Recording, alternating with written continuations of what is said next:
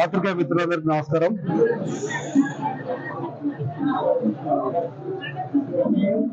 మొన్న జరిగినటువంటి శాసనసభ ఎన్నికల్లో దురదృష్టవశాత్తు కాంగ్రెస్ పార్టీ ఇక్కడ ఓటమి పాలైనా నిన్న జరిగిన పార్లమెంట్ ఎన్నికల్లో మాత్రం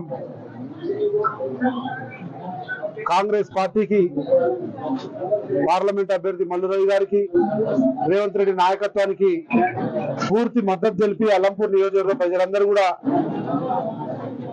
మెజారిటీ ఇచ్చినటువంటి శుభ సందర్భంలో ఈ శాసనసభ ఎన్నికలకు పార్లమెంట్ ఎన్నికలకు మధ్యలో తెలంగాణ రాష్ట్రంలో కాంగ్రెస్ ప్రభుత్వం ఏర్పడడం, రేవంత్ రెడ్డి నాయకత్వంలో 5 నెలలుగా కొనసాగుతున్నటువంటి ప్రజా పాలన, అనేక సంక్షేమ కార్యక్రమాలతో అభివృద్ధి కార్యక్రమాలతో ముందుకు వెళ్తున్న సందర్భంలో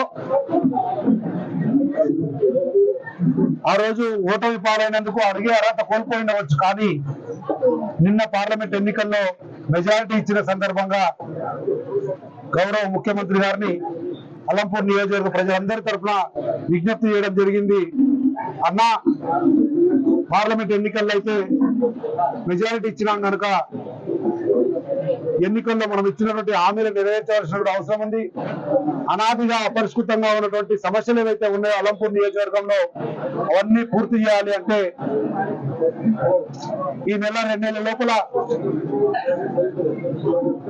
ఎన్నికల హామీలన్నీ పూర్తి చేసే బాధ్యత నాది. సంపత్ కుమార్ పోయి అలంపూర్ ప్రజలకు చెప్పి ఏదైతే పెండింగ్ ఉన్నాయో వాటన్నిటి ప్రపోజల్స్ తీసుకురా అని చెప్తూనే ఈ రోజు రావడం జరిగింది. కార్యకర్తలందరూ పెద్ద ఎత్తున ఆనందంతో ఉత్సాహంతో పలికిన స్వాగతానికి ధన్యవాదాలు తెలియజేస్తూ,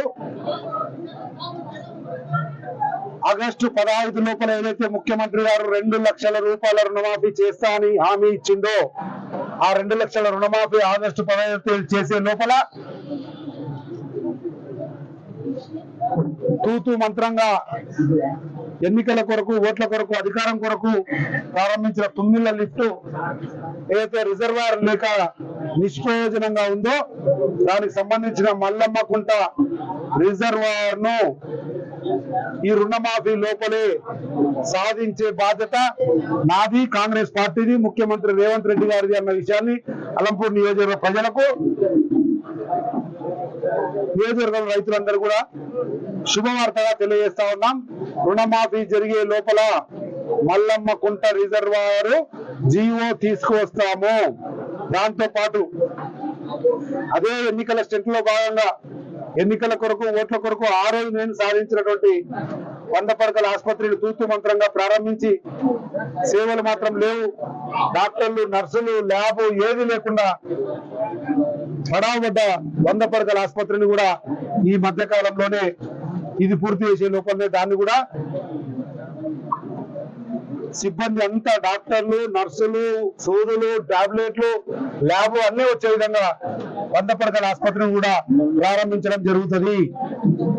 దాంతో పాటు ఆర్ఎన్బి రోడ్లు, పంచాయతీరాజ్ రోడ్లు ఏవైతే అపరిష్కృతంగా ఉన్నాయో వాటన్నిటిని కూడా పూర్తి చేయడము మా బాధ్యతగా ఈ 2 నెలల లోపల పూర్తి చేస్తామన్నటువంటి విషయాన్ని గుర్తు చేస్తా ఉన్నా.